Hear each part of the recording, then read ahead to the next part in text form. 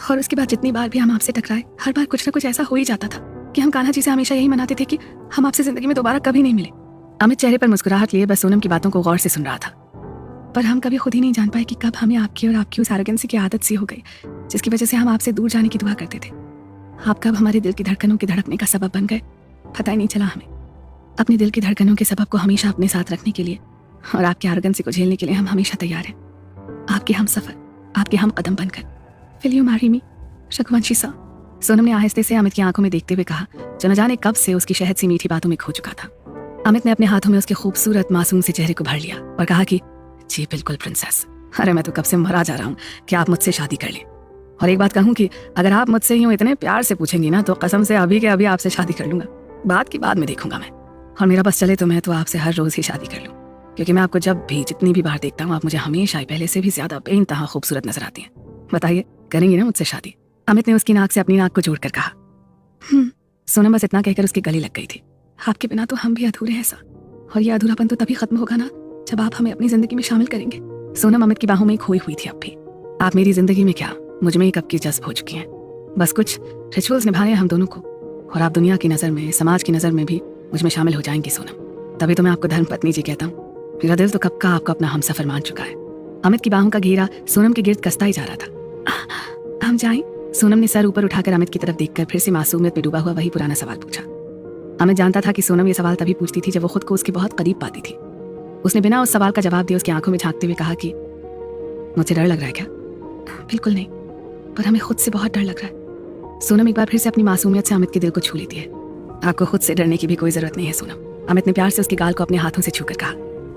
ये सोनम की हथेली को अपने दिल पर रखते हुए उसने बोला, सुन रही है ना आप, महसूस कर रही है ना आप? सोनम के कांपते हाथ उसके दिल के ऊपर रखे हुए थे और वो बड़ी शिद्दत से उसके दिल की बेतहाशा धड़क रही धड़कनों को महसूस कर रही थी उस समय। ये बेशक आपको देखकर होश खो बैठता है, आपके इस तरह करीब आने पर बेशक ये अपने काबू में नहीं रहता, पर ये एक बात बहुत अच्छी तरह से जानता है कि आप मेरे दिल की रियासत की प्रिंसेस हैं, और वो ऐसा कोई भी काम नहीं करेगा जिससे आपको जरा सी भी तकलीफ महसूस हो या आप अनकंफर्टेबल फील करें। Mrs would be Raghuvanshi, mister Raghuvanshi आपकी खुशी के लिए, आपकी एक अदद हाँ के लिए जिंदगी भर इंतजार करने को तैयार है। अमित ने सोनम के चेहरे के गिर्द छूट रही कुछ लटों को उसके खूबसूरत रुखसारों से परे करते हुए कहा। सोनम की आंखों में मोती झिलमिलाने लगे थे।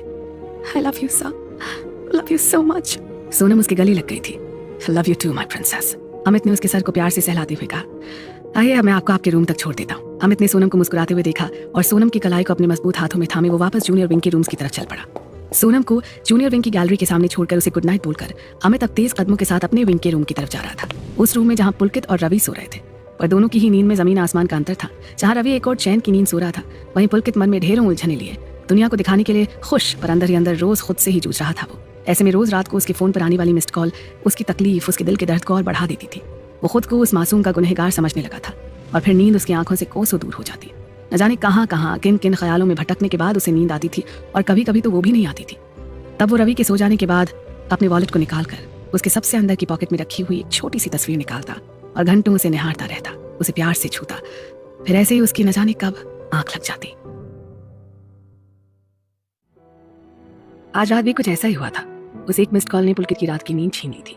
वो बेचैन सा रवि के सोने का इंतजार कर रहा था, जिससे वो कुछ देर उसे निहार सके, जिसकी बड़ी बड़ी काली आंखों में देखने के बाद शायद उसे नींद आ जाए।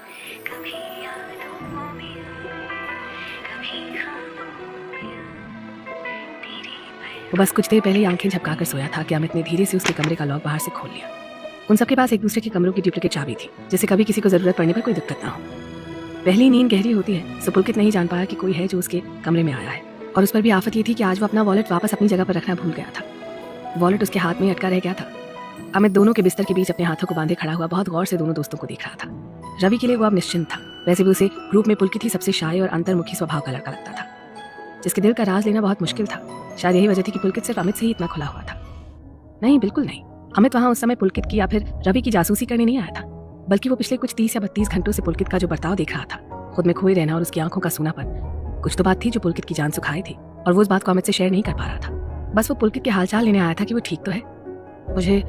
मुझे पुलकित के दिल की उलझन को हर हाल में जानना भी होगा और उसे उस उलझन से बाहर निकालना भी होगा। आखिर जब तक मैं उसके दिल का हाल नहीं जान लेता हूँ, मैं उसके लिए किसी भी तरह का एक तरफा डिसीजन नहीं ले सकता हूँ। अमित सोते हुए पुलकित को बहुत आराम से देख रहा था। तभी उसकी नजर पुलकित के सीने पर रखे उसके फोन पर और उसकी हथेली की 2 उंगलियों के बीच फंसे हुए उसके वॉलेट पर पड़ी। अमित मनी मन मुस्कुराते हुए बोला, ओह ये लड़का भी ना, फ़ोन और वॉलेट तो खुद से ऐसे चिपका कर सोया जैसे इन दोनों में उसकी जान से ज़्यादा कीमती चीज़ छिपी हुई हो। उसने आहिस्ते से फ़ोन को उसके ऊपर से उठाया और इस चक्कर में उसका हाथ फ़ोन की स्क्रीन को छू गया क्योंकि फ़ोन लॉक नहीं था, तो उसकी कॉल हिस्ट्री वाला पेज इसे देखते देखते पुलकित सो गया था वो खुल गया। पर अमित ने इस और ज़्यादा ध्यान नहीं दिया और फ़ोन को और वॉलेट को उठाकर उसने पुलकित के सिरहाने रखे हुए एक डेस्क पर रखा और एक बार पुलकित की तरफ मुस्कुराते हुए देखकर वो वहाँ दरवाजे तक पहुँच गया। वो दरवाज़ा बंद ही करने वाला था कि अचानक से उसके दिमाग में कुछ क्लिक हुआ और उसके आगे की ओर बढ़ते हुए कदम एकदम से अपनी जगह पर रुक गए। आंखों में एक अनिश्चितता भरे हुए वो वापस पुलकित की तरफ मुड़ चुका था। कुछ देर तक पुलकित के चेहरे को निहारने के बाद उसे कुछ याद आया और फिर उसके हाथ पुलकित के फ़ोन की तरफ बढ़ गए। इससे पहले कि फ़ोन की स्क्रीन बंद होती उसने फुर्ती से फ़ोन लपक लिया अपने हाथों में और मिस्ड कॉल में पड़े हुए पहले नंबर को देखकर उसकी आंखें हैरानी से फैलती चली गई। ये नंबर उसे इतना जाना पहचाना क्यों लग रहा था? वो अपने दिमाग पर जोर दे रहा था कि उसने झट से अपना फ़ोन निकालकर कॉन्टैक्ट लिस्ट में उस नंबर को ढूंढना शुरू कर दिया। ये तो अमित का दिमाग चकरा रहा था। फिर कुछ सोचते हुए उसने पुलकित का वॉलेट उठाया और जैसे ही उसने उसे ओपन किया एक छोटी सी फोटो लहराते हुए नीचे गिर गई। अमित ने फौरन उस फोटो को उठाया और उसे देखते ही अमित के दिमाग में 4 साल पुरानी यादें ताज़ा हो गई। ये फोटो क्रॉप करके छोटी की गई थी। पूरी फोटो तो उसके पास थी, एक फोटो फ्रेम में उसके रूम में। जब 4 साल पहले पुलकित की ट्रेन छूटी थी कानपुर सेंट्रल से और वो अमित के ही इंस्ट्रक्ट करने पर दिल्ली आया था उसके घर पर अगले दिन की फ्लाइट से पुणे पहुंचने के लिए। पर फिर जब कुछ रीजंस के चलते सेमेस्टर एग्जाम्स पोस्टपोन हो गए थे और एक बार फिर से अमित के ही बहुत कहने पर पुलकित वहाँ कुछ दिनों के लिए और उसके साथ रुक गया था और ऐसे ही एक शाम किसी फैमिली गैदरिंग में ये फोटो ली गई थी। पर अमित के पास पूरी फैमिली फोटो थी और पुलकित के पास उसके पास सिर्फ पीयू की फोटो थी। इसका मतलब पुलकित पीयू को पसंद करता है और वो भी पिछले 4 सालों से। और शायद पीयू भी पसंद करती है पुलकित को, तभी तो पुलकित के फोन में पीयू के नंबर से मिस्ड कॉल पड़ी हुई थी। अमित का सर चकरा रहा था। एकदम से उसके सामने इतनी चौंकाने वाली बातों का खुलासा हो रहा था। वो तो ये तक भूल गया था कि इस बात पर उसे रिएक्ट कैसे करना था। अमित वहीं पड़ी एक कुर्सी पर ढंग से बैठ गया। पर इन सब में पुलकित की नींद खुल गई। वैसे भी वो अभी कुछ देर पहले ही सोया था तो उसकी आंख खुल गई थी झटके में। अपने सामने कुर्सी पर बैठे हुए अमित को देखकर वो परेशान हो गया और उसके पास जाकर बोला कि डुगू तू इस वक्त यहाँ, तू ठीक तो है ना? क्या सोनम से तेरी कोई बात हुई है क्या? पर अमित अभी भी खामोश बैठा हुआ था। अरे अब बोल भी डुगू यार, मुझे टेंशन हो रही है। पुलकित की नज़र अब तक डुगू के हाथों की तरफ नहीं गई थी जिसमें उसका फ़ोन और वॉलेट था। तभी उसको झकझोरते हुए पुलकित की नज़रें अमित के हाथों की तरफ गई और वो एकदम से जड़ हो गया। पुलकित एकदम काट का हो गया और वो चुपचाप से अपने कदम पीछे लेते हुए बिस्तर पर बैठ गया। उसे ऐसा लग रहा था कि जैसे आज उसने अमित को डुगू कहने का हक भी खो दिया था। पीयू तो शायद उसकी किस्मत में कभी थी ही नहीं। पुलकित, इट्स टू लेट, सो जा, सुबह बात करते हैं, अमित ने अपनी जगह से उठकर कहा और बिना पुलकित के जवाब का इंतजार किए हुए वो वहाँ से बाहर निकल गया। पुलकित न जाने कितनी देर तक वैसे ही बैठा रहा। वो अमित के पीछे पीछे बाहर गैलरी तक भी गया था पर तब तक अमित अपने रूम में जा चुका था और पुलकित वहीं पर खड़ा रहा कुछ देर। उसे खुद पर इतना गुस्सा आ रहा था कि उसने अपने हाथ को जोर से दीवार पर दे मारा। आंसुओं की लहर उसकी आंखों से निकल पड़ी थी पर वो नहीं जान पाया था कि ये आंसू उसके किस दर्द के थे, दिल में उठने वाले दर्द के या फिर हाथ को जोर से दीवार पर पटकने की वजह से होने वाले दर्द के। पर दर्द बेइंतहा था और ये बात उसके दिल से बढ़कर और कौन जान सकता था। पूरी रात दोनों दोस्तों ने आंखों ही आंखों में काटी थी। जहाँ पुलकित को अफसोस हो रहा था कि वो इतना कमजोर पड़ गया कि उसे ये तक होश नहीं रहा कि अगर ये राज अमित के सामने खुल गया तो क्या अहमियत रह जाएगी उसकी और उसकी दोस्ती की अमित की नजरों में। क्यों पुलकित, क्यों तूने आज तक ये बात मुझसे छुपा कर रखी? तू तो मुझे अपना सबसे अच्छा दोस्त मानता था ना, तो बस इतना ही भरोसा रह गया था तुझे अपने दोस्त पर। अमित को भी कहाँ चैन मिल रहा था इस समय। उसकी खुद की हालत तो पहले से ही खस्ता हो रखी थी और इस खुलासे ने उसे एक नई उलझन में डाल दिया था। दोनों दोस्तों को सुबह का बहुत बेसब्री से इंतजार था। पुलकित कुछ सोच चुका था कि उसे क्या करना है और शायद अमित भी। पर सुबह जब रवि की आंख खुली तो अपने सामने बेहोशी जैसी हालत में लेटे हुए पुलकित को देखकर वो एकदम से घबरा गया। पुलकित, पुलकित उठना यार, ये तेरे हाथ में निशान कैसा बना हुआ है और ये इतनी स्वेलिंग? अरे तू सुन भी रहा है ना, मैं तुझसे बात कर रहा हूँ।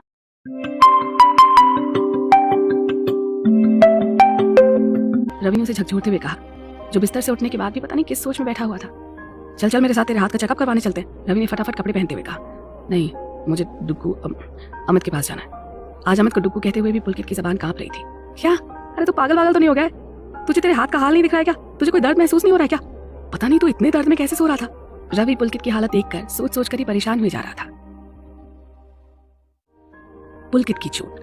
रवि की बात सुनकर पुलकित के होठों पर एक दर्द भरी मुस्कुराहट आ गई और वो मन ही मन सोचने लगा कि कौन कह रहा था कि मैं आज पलकित तक झपकाया हूँ, मैं अभी आता हूँ। पुलकित ने जैसे बिस्तर से उठने की कोशिश की, रवि ने उसे बिस्तर पर जबरन बिठाते हुए कहा, तू कहीं नहीं जा रहा है, समझा? अरे इतना भी क्या जरूरी काम है कि तू अपनी चोट को अनदेखा करके अमित के पास जाने की रट लगाए हुए? रवि ने अपना फोन निकाला और अमित को फोन मिलाकर उसे फौरन अपने रूम में आने के लिए कहा। बुला लिया डुगू को यहीं पर, जो भी बात करनी हो जरूरी उससे यहीं कर लेना, प्लीज यार मेरी बात मान, एक बार पहले अपने हाथ का चेकअप करवा ले तू। रवि ने उससे रिक्वेस्ट करते हुए कहा, एक बार अमित से बात कर लूँ, उसके बाद तू जहाँ चाहे वहाँ मुझे चेकअप के लिए ले चलना। पुलकित किस तरह से रवि की बात का जवाब दे रहा था वही जानता था। तब तक कमरे में डुगू और सौरभ दोनों ही भागते हुए आए। रवि की बात सुनकर सौरभ भी परेशान हो गया था कि सुबह सुबह ये रवि ने याद क्यों फरमाया और वो भी इतना अर्जेंटली। पर डुगू के मन में यही चल रहा था कि कहीं रात की बात से पुलकित कुछ उल्टा सीधा ना सोच बैठे या फिर कर बैठे। क्यों, क्या हुआ? तूने ऐसे क्यों फोन करके डरा दिया साले? सौरभ ने अंदर कमरे में घुसते ही कहा। मैंने नहीं, इसने डराया हुआ है। रवि ने पुलकित की तरफ इशारा करते हुए कहा। एक तो हाथ में पता नहीं कैसे चोट लगा ली है, और अब बजाय डॉक्टर के दिखाने जाने के एक ही रट लगा रखी है इसने कि डुग्गू से बात करनी है, डुग्गू से बात करनी है। तो मैंने बस डुग्गू को यही बुला लिया। रविक ने पुलकित का हाल सौरभ और अमित को बताते हुए कहा, क्या पागलपन है ये पुलकित, तुम्हें पहले डॉक्टर की जरूरत है, हम बाद में भी बात कर सकते हैं। अमित ने जब उसका गुब्बारे की तरह सूजा हुआ हाथ देखा जिस पर एक बड़ा सा नीला निशान भी बना हुआ था, उसने पुलकित की तरफ बहुत परेशानी से कहा, पर डुग्गू अमित, मुझे तुमसे। पुलकित की बात पूरी होने से पहले अमित ने पुलकित को बीच में रोकते हुए कहा कि मैं आज भी तेरा डुग्गू ही हूँ, समझा। चल पहले डॉक्टर को दिखाते हैं, बात की बात में देखते हैं, अमित ने सौम्यता से कहा और वो पुलकित को अपने साथ इमरजेंसी की तरफ लेकर चला गया। यार ये हो क्या रहा है? रवि ने सौरभ की तरफ हैरानी से देखते हुए कहा, अरे यार मुझे क्या पता, मैं भी तो यहीं खड़ा हूँ जहाँ तू खड़ा है। सौरभ ने अपने कंधे उचकाते हुए कहा, अच्छा चल चलते हैं, चलकर देखते हैं पुलकित के हाल को, फिर पूछते हैं ये सब चक्कर क्या है। रवि ने सौरभ को चलने का इशारा किया और वो दोनों वहाँ से अमित के पीछे पीछे चल दिए। एएफएमसी के रेडियोलॉजी डिपार्टमेंट में एक असिस्टेंट ने पुलकित के हाथ का एक्सरे लिया और उसे चेक करके बताया कि फ्रैक्चर नहीं है पर मसल पेन है बहुत ज़्यादा। ब्लड सर्कुलेशन इतनी जगह का रुकने की वजह से ये निशान पड़ गया। उसने एक क्विक रिलीफ के लिए पुलकित को एक पेन किलर इंजेक्शन दिया और हाथ में क्रेप बैंडेज बांधकर एक लोशन दिया जिससे उसे अपने हाथों की दिन में 2 बार मालिश करनी थी हल्के हाथों से। थैंक गॉड, सौरभ और रवि ने पुलकित को पीछे से एक और आते हुए कहा, साले तूने तो हमें डरा ही दिया था, ऐसे भी कोई अपने हाथ में चोट लगाता है भला। Duggu, I want to talk to you right now please. Ravi और सौरभ की बातों से इधर पुलकित का पूरा ध्यान साथ में खामोशी से चल रहे अमित के ऊपर ही था। वो भले ही जुबान से खामोश था पर उसका चेहरा बता रहा था कि वो भी पुलकित के हाथ की रिपोर्ट सही आने पर रिलैक्स फील कर रहा था। अबे यार ये फिर से इसका बात करने का भूत सवार हो गया। रवि ने अपना सर पीट लिया था। Let's go. अमित ने एक झलक पुलकित की तरफ देखा और आगे अपने रूम की तरफ चला गया। पुलकित भी पीछे पीछे किसी अपराधी की तरह सर झुकाए चला जा रहा था। यार कुछ तो लोचा है, ऐसी कौन सी बातें जिसे करने के लिए पुलकित को अपने दर्द का भी एहसास नहीं हो रहा था। और आज डुग्गू के मिजाज भी कुछ पतले पतले से लग रहे हैं। सौरभ और रवि दोनों ने आंखों आंखों में एक दूसरे से कहा और फिर अमित और पुलकित के पीछे पीछे चल दिए। तुम लोग भी आ ही जाओ, बाहर रहोगे तो बेसर पैर की बातों को दिमाग में लाओगे और सामने वाले को कोड़ दोगे। और वैसे भी इसने जो भी किया है इसका पता आखिर तुम दोनों को भी होना चाहिए। अमित ने रूम के गेट से अंदर झांक रहे सौरभ और रवि को अंदर बुलाते हुए कहा। पुलकित ने एक नजर अमित और बाकी दोनों दोस्तों की तरफ देखा और फिर चुपचाप एक जगह जाकर खड़ा हो गया। डुग्गू, मैं तुझे। पुलकित बुरी तरह से लड़खड़ा रहा था। उसको समझ नहीं आ रहा था कि वो अपनी बात को जस्टिफाई कैसे करे। अमित का नेचर वो बहुत अच्छी तरह से जानता था और वो ये बात भी बहुत अच्छी तरह से जानता था कि डुग्गू अपनी फैमिली को लेकर कितना पॉसेसिव था, खासतौर पर बात जब उसकी बहन की हो। आज उसे सच में ऐसा लग रहा था कि उसे अमित को ये बात पहले ही बता देनी चाहिए थी, क्यों कम से कम उसे आज किसी मुजरिम की तरह अमित के सामने खड़ा तो नहीं होना पड़ता। कोई प्यार नहीं करके कोई बहुत बड़ा गुनाह कर दिया था उसने। कब से चल रहा है ये सब? अमित के इस सवाल ने पुलकित को अंदर तक हिला दिया था। पुलकित ने एक व्याकुल सी नजर अमित के ऊपर डाली। वो क्या बताता उसे कि सच में कुछ चल ही तो नहीं रहा था उन दोनों के बीच में। उसकी खामोशी और बेबसी ने ही तो पीयू और उसके बीच कुछ कुछ होते हुए भी कुछ भी नहीं चलने दिया था आज तक। उधर रवि और सौरभ दोनों ही कभी खुद को देखते तो कभी अपने सामने खड़े अमित और पुलकित को देखते कि ये सब चल क्या रहा है। डुग्गू, ऐसा कुछ भी नहीं है जैसा तुझे लग रहा है, प्लीज यार ट्रस्ट मी। पुलकित ने बड़ी मुश्किल से अमित की तरफ देखते हुए कहा था। रियली? फिर वो सब क्या था जो मैंने कल रात को देखा था? अमित ने पलटते हुए पुलकित की तरफ रुख कर लिया था। हाँ वो सब। पुलकित एक बार फिर से निशब्द हो गया था अमित के सामने। क्या कहता वो उसे कि वो सब उस रात की खता थी जिसमें कुछ पलों के लिए वो सब कुछ भूल गया था। ये भी कि वो प्रिया रघुवंशी है, उसके दोस्त की बहन, और वो खुद अमित का दोस्त था। और रात की खामोशी और उसके दिल की बेचैनी ही तो उसकी समझदारी और बेरुखी पर भारी पड़ जाती थी अक्सर। दिन भर तो वो खुद को किसी न किसी काम में उलझाए रखता था ताकि पीयू का ख्याल उसे कम से कम डिस्टर्ब कर सके। पर ऐसा कभी हुआ है कि धड़कने ही दिल के धड़कने में व्यवधान डाली? रात की खामोशी में वो खुद की फीलिंग्स को छुपा नहीं पाता था खुद से। पूरे जमाने से झूठ बोल सकता था, यहाँ तक कि पीयू से भी, पर खुद के दिल को कैसे झुठला दे वो उसे खुद भी समझ नहीं आ रहा था। अमित चुपचाप खड़े पुलकित को बड़ी गहरी नजरों से देख रहा था। Come on damn it, speak up, why you silent? पहली बार अमित ने थोड़ी रुखाई और गुस्से से पुलकित से बोला। पुलकित ने एक लंबी और गहरी सांस ली, जैसे खुद को उसने अंदर ही अंदर से मजबूत कर लिया था कि अब उसे अमित को सब कुछ सच सच बताना ही पड़ेगा। फिर चाहे भले ही सच जानकर अमित उसे कुछ बुरा भला कहे या फिर उससे अपनी दोस्ती खत्म कर ले। इधर रवि और सौरभ अभी बुद्ध बने हुए सुबह सुबह के उस हाई वोल्टेज ड्रामा को बहुत उत्सुकता से देख रहे थे। पर जो कुछ भी पुलकित उन दोनों के सामने अमित को बताने जा रहा था वो सुनकर तो शायद दोनों को ही 440 वोल्ट का करंट लगने वाला था। पुलकित से सवाल। पुलकित ने अब हिम्मत कर ही ली थी कि अब अमित का चाहे जो फैसला हो पर वो उसे सब कुछ सच सच बता देगा। ये जो कुछ भी है वो पिछले 4 साल से। पुलकित की आवाज़ एकदम से खुंद पड़ने लगी जब उसने देखा कि अमित उसकी तरफ बहुत ही ध्यान से और अजीब नजरों से देख रहा था। बिलीव मी डुग्गू, मेरा ऐसा कोई इरादा नहीं था, यहाँ तक कि मैंने उसे डांटा भी बहुत था जब उसने मुझसे अपनी फीलिंग शेयर की थी। मैं ये सपने में भी नहीं सोचना चाहता था कि मैं ऐसा कुछ करूँ जो कि तुझे हर्ट करे। तूने उसकी बात का कोई जवाब नहीं दिया? अमित ने एक बार फिर से रुखाई से पूछा। नहीं, आज तक नहीं, पुलकित ने उतनी धीमी आवाज में कहा। रवि और सौरभ चुपचाप उन दोनों के कॉन्वर्सेशन को सुन रहे थे। तो फिर वो हर रात की मिस्ड कॉल, वो सब क्या है फिर? अमित की ब्रुकिटी अभी भी तनी हुई थी। बस यही एक वजह जिससे मैं आज भी उससे जुड़ा हुआ। नहीं तो इन बीते हुए 4 सालों में मैंने एक बार भी उसकी तरफ भूल कर भी नहीं देखा। पुलकित की आंखों के कोरों में कुछ पानी की बूंदों जैसा फंस गया था। कितनी तकलीफ हो रही थी उसे पीयू के बारे में इतनी कड़ी बात बताते हुए। अमित उसकी आंखों की तकलीफ को साफ साफ महसूस कर पा रहा था पर वो वैसे ही निष्ठुर बना रहा जैसे उसे पुलकित की हालत से कोई फर्क नहीं पड़ रहा था। टुक्कू, मेरा विश्वास कर यार, मैं कभी भी तुझे या तेरी दोस्ती को धोखा नहीं देना चाहता था, पर पता नहीं क्यों और कब मैं तेरी हमारी दोस्ती का गुनहगार बन गया। पुलकित अपने चेहरे को अपने हाथों से ढककर अफसोस जता रहा था। ये आखिर किस बारे में इतनी देर से सवाल जवाब किए जा रहे हैं? कुछ पल्ले पड़ रहा है तेरे? रवि ने सौरभ की तरफ देखा। ना, सौरभ ने अपनी मुंडी हिला दी। चल छोड़, रवि किससे पूछ बैठा, तू तो वैसे भी बॉम्बड़ है। रवि ने एक तिरछी नजर सौरभ पर डाली और फिर सीधे देखने लगा। हैं? सौरभ ने तुरंत रिएक्शन दिया, पर रवि ने उसके रिएक्शन का कोई जवाब नहीं दिया, वरना एक बहस उन दोनों के बीच भी शुरू हो जाती। तूने इन 4 सालों में एक बार भी इस बात की जरूरत नहीं महसूस की कि मुझे इस बारे में कुछ भी बताना चाहिए? क्या सोच रखा था तूने कि तू उसे कुछ समय तक बहलाएगा और फिर बिना किसी को कुछ बताए हुए अलग अलग रास्ते पर चला जाएगा? अमित ने बिल्कुल चुपती हुई बात कह दी थी पुलकित को, और पुलकित को तुरंत ही उसकी चुभन महसूस भी हुई। वो तड़प उठा था। अपनी 4 साल की खामोशी को अमित उसका धोखा समझ रहा था, उसे मौका परस्त समझ रहा था। ये उसके लिए, उसकी दोस्ती के लिए और उसके प्यार के लिए गाली जैसा लग रहा था। नहीं डुक्कू, प्लीज ऐसा मत बोल यार। ऐसा तो मैं सपने में भी नहीं सोच सकता हूँ कभी। ऐसा कुछ भी करने से पहले मैं मरना पसंद करूंगा। मेरी चुप्पी को मेरी मौका परस्ती मत समझ यार। पुलकित की आवाज में अमित की बात का दर्द साफ महसूस हो रहा था। But don't worry about it. मैं सब ठीक कर दूंगा। मेरी वजह से मैं तुझे या फिर उसे कभी भी शर्मिंदा नहीं होने दूंगा। मैं फाइनल सेमेस्टर के बाद ऑस्ट्रेलिया जा रहा हूँ। मैंने वहाँ की एक यूनिवर्सिटी में मास्टर्स डिग्री के लिए स्कॉलरशिप स्कीम में अप्लाई कर दिया था। कल शाम को ही मेल आया है मेरे लिए वहाँ से। मैं चला जाऊँगा यार, यहाँ से बहुत दूर, उससे, उसकी यादों से बहुत दूर, उसके प्यार से बहुत दूर। लास्ट वाले शब्द उसने इतने धीरे बोले कि शायद अमित ने भी नहीं सुना, पर पुलकित के चेहरे की उदासी और उसकी आंखों की नमी ये साफ बता रही थी कि वो ये सब कहते हुए किस दर्द से गुजर रहा था। अच्छा, जैसे तू वहां जाकर अपनी जिंदगी में आगे बढ़ जा और वो यहाँ तुझे याद करते हुए अपने आप को तबाह कर ले। अमित ने पुलकित को एक धक्का मारते हुए कहा। पुलकित अचकचा गया था। आखिर अमित के दिमाग में चल क्या रहा था? और अमित की इस हरकत पर रवि और सौरभ भी हक्के बक्के से अपनी जगह से उठकर खड़े हो गए। उन्हें लगने लगा था कि अब इन दोनों में जो बातचीत हो रही थी वो जल्दी हाथापाई में बदलने वाली है। तू वहां जाकर उसे भूल जाएगा और वो यहाँ पर रहकर तेरी यादों को गले से लगाए जिंदगी भर बैठी रहेगी। तुझे अगर यही सब करना था तो फिर ये 4 साल का इंतजार ही क्यों किया? तू तभी चला जाता ना। अमित उसे लगातार धकियाते हुए उस पर चिल्ला रहा था, पर पुलकित चुपचाप उसकी बातों को, उसकी कड़वी बातों को सुन रहा था। आखिर एक भाई के लिए उसकी बहन की चिंता करना कहीं से भी गलत तो नहीं हो सकता था ना। साले कुकुर मुत्ते, तू अब भी खामोश है? किस मिट्टी का बना है तू? हाँ, अमित ने खिसियाते हुए कहा। तुझे मैं तब से इतनी देर से पता नहीं क्या क्या बोल रहा हूँ और तू है कि चुपचाप अपनी गलती मानकर सर झुकाए खड़ा हुआ है, क्योंकि मैंने गलत किया, मुझसे गलती हुई। अपनी दोस्त की, पुलकित के आगे की बात उससे भूली नहीं गई। 4 सालों से तू मेरी दोस्ती की वजह से चुप था और आज भी उसी दोस्ती के लिए तू चुप है, पर तेरे चुप रहने से तुझे क्या लगता है ये दोस्ती बची रहेगी? अमित ने पुलकित की तरफ गहरी नजरों से देखा। नो कैप्टन डॉक्टर पुलकित सचान, ये दोस्ती तो कल रात ही टूट चुकी थी, अमित ने तंज कसते हुए कहा। पुलकित ने हैरानी से अमित की तरफ देखा जरूर, पर कहा कुछ भी नहीं। शायद अमित की तरह वो भी कल रात ही ये जान चुका था कि पीयू से प्यार करने की कीमत वो डुग्गू से अपनी जिगरी यारी खोकर चुकाएगा। डुग्गू, मैं तुझसे इस बारे में कुछ भी नहीं कहूंगा। I respect your decision. मेरी गलती की शायद यही सजा हो सकती थी।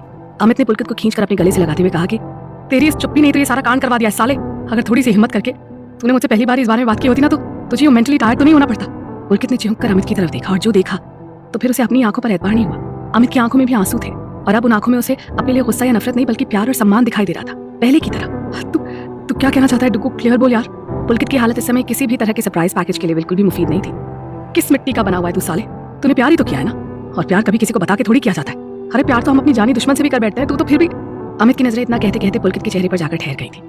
माफ कर दे यार, मेरा यकीन मान, मैंने कुछ भी जान के नहीं किया था। मैं खुद ही नहीं जान पाया कि कब मुझे उससे प्यार हो गया था। पुलकित अब भी गिल्टी फील कर रहा था। साले अगर तू अब भी सॉरी बोलेगा ना तो बहुत मार खाएगा मुझसे, क्योंकि जीजा तो मैं तुझे अपना बना कर ही रहूंगा। मतलब? रवि और सौरभ दोनों के मुंह से एक साथ निकल गया। अमित ने उन दोनों की तरफ स्माइल पास करते हुए पुलकित की तरफ देखा और फिर शरारत से कहा कि तू अगर ये कार्ड नहीं भी करता ना तो भी मैंने तुझे ही चुना था उसके लिए, जो उसे मुझसे भी ज्यादा प्यार कर सके, मुझसे भी ज्यादा उसका ख्याल रख सके।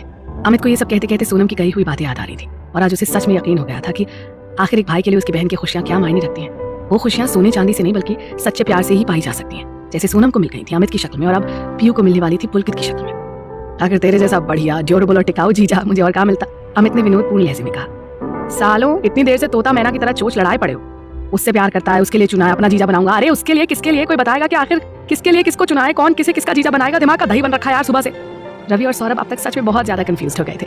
पीयू के लिए। दोनों ही अमित और पुलकित एक साथ खुशी से चिल्लाकर बोले, हैं? मतलब पीयू? सौरभ की आंखें बस बाहर निकलने को रह गई थी। मतलब प्रिया आपकी, मतलब प्रिया आपकी सेम एक्सप्रेशन रवि दे रहा था। अबे हाँ नालायको, मैंने अपने इस शाय से, डैशिंग से पर समझदार से बाबा पुलकित देव को अपना जीजा बनाने का फैसला कर लिया और ये अब से 2 दिन बाद ही मेरे साथ दिल्ली जा रहे हैं ताकि इनकी और पीयू की शादी और सगाई की डेट फिक्स हो सके। अमित ने पुलकित के गले में हाथ डालते हुए कहा। वाह बाबा पुलकित देव, साले बाबा खेल कर सीधे गब्बर सिंह के घर में घुस गया बेटा तू। सौरभ और रवि दोनों ही पुलकित के ऊपर राशन पानी लेकर सवार हो गए थे और पुलकित उन दोनों से बचने के लिए इधर उधर पूरे कमरे में भागता हुआ फिर रहा था। अमित थोड़ी देर तक इस पकड़म पकड़ाई को मजे लेकर देखता रहा, फिर उसने अपना फोन निकालकर एक नंबर डायल कर दिया। हेलो। कुछ देर की धरपकड़ के बाद रवि और सौरभ मेस में चले गए, ये कहकर कि आज काका से कहकर कुछ स्पेशल नाश्ता तैयार करने को बोलते हैं जाकर। एक तो सुबह से चाय भी नसीब नहीं हुई और अब जब इतनी बढ़िया खुशखबरी सुनने को मिली है तो वही रोज का पोहा, ब्रेड बटर और ओट्स नहीं खाना, आज तो कुछ स्पेशल खाना है। इतनी देर में अमित अपनी फोन कॉल से फारिग हो चुका था। पुलकित की सच्चाई। पुलकित अपने दोनों हाथों को बांधे बहुत देर तक देख रहा था। और जैसे ही अमित की नजरें उससे मिली, उसने मुस्कुराते हुए इशारे में ही पूछ लिया कि क्या हुआ। पुलकित कुछ बोल नहीं सका और बस हौले से मुस्कुरा कर रह गया। ओए मेरे पुलकित बाबा, ज्यादा सेंटी मत बन, समझा। पीयू के लिए तो हमेशा से मेरी पहली पसंद था। हाँ, मन में बस यही डाउट रहता था कि कहीं तो किसी और को पसंद करता हुआ तो, और आज वो डाउट भी क्लियर हो गया। अमित और पुलकित अब उसके ही बिस्तर पर दो अलग अलग किनारों पर बैठ गए थे। पीयू को मैं बहुत अच्छी तरह से जानता था कि अगर वो किसी को पसंद करेगी तो एटलीस्ट मुझे जरूर बताएगी, पर इस बार उसने भी मुझसे कुछ नहीं कहा। अमित अब भी पुलकित को ही देख रहा था। शायद उसने इसीलिए ना बताया क्योंकि मैंने जो आज तक उससे कुछ कहा नहीं था ना अपनी पसंद नापसंद के बारे में, फिर वो तुझे क्या बताती। पुलकित ने पीयू का बचाव करते हुए कहा, बहुत सही बाबा जी, अभी से उसकी तरफदारी की जा रही है, नॉट बैड। हाँ, अमित ने उसे छेड़ते हुए कहा, क्या यार डुक्कू, अब भी तू ये लड़कियों वाली हरकतें करेगा। पुलकित के गाल ब्लश कर रहे थे। हाँ तो क्या करूं, तेरी कोई साली तो होगी नहीं ना, सिर्फ मैं ही तेरा इकलौता साला हूं, तो मुझे तो साली होने का फर्ज निभाना पड़ेगा ना। अमित ने एक आंख विंक करते हुए कहा, चलो वे जीजा साले की जोड़ी, नाश्ता तैयार है। अंदर कमरे में आकर सौरभ ने चुटकी लेते हुए कहा था दोनों से, बाबा पुलकित देव की भविष्यवाणी क्या कहती है ये तो मुझे नहीं पता, पर मेरा प्रेडिक्शन कह रहा है कि किसी की बैंड बजने वाली आज मेरे हाथों से। अमित ने अपने हाथों की शर्ट की स्लीव्स को ऊपर करते हुए सौरभ की तरफ देखा। हाँ तो बैठे रहो, मुझे क्या, मैं तो तुम दोनों को नाश्ते के लिए बुलाने आया था, भलाई का तो जमाना ही नहीं है आजकल। सौरभ ने इतना कहा और धीरे धीरे पीछे की ओर कदम बढ़ाते हुए वहां से सर से निकल गया। पुलकित सौरभ की हड़बड़ाहट को देखकर मुस्कुरा रहा था। मैं देखकर आता हूँ कि इस बॉन्गर ने और उस रवि ने क्या स्पेशल अरेंजमेंट्स किए नाश्ते के। तू आराम से आ, पर हाँ फिर भी थोड़ी जल्दी आना, जानता है ना मुझे भूख बर्दाश्त नहीं होती। अमित ने पुलकित को उसके फोन की तरफ इशारा करके एक आंख विंक कर दी थी। ओह डुक्कू, सच अ ग्रेट फ्रेंड, पुलकित ने मुस्कुराते हुए कहा। वो समझ गया था कि अमित उसे बार बार अपनी फोन की स्क्रीन को ऑन ऑफ करते हुए देखकर जान गया था कि आज पुलकित शायद पीयू को पहली बार अपनी तरफ से फोन करके उसे अपने दिल की बात बताना चाह रहा था।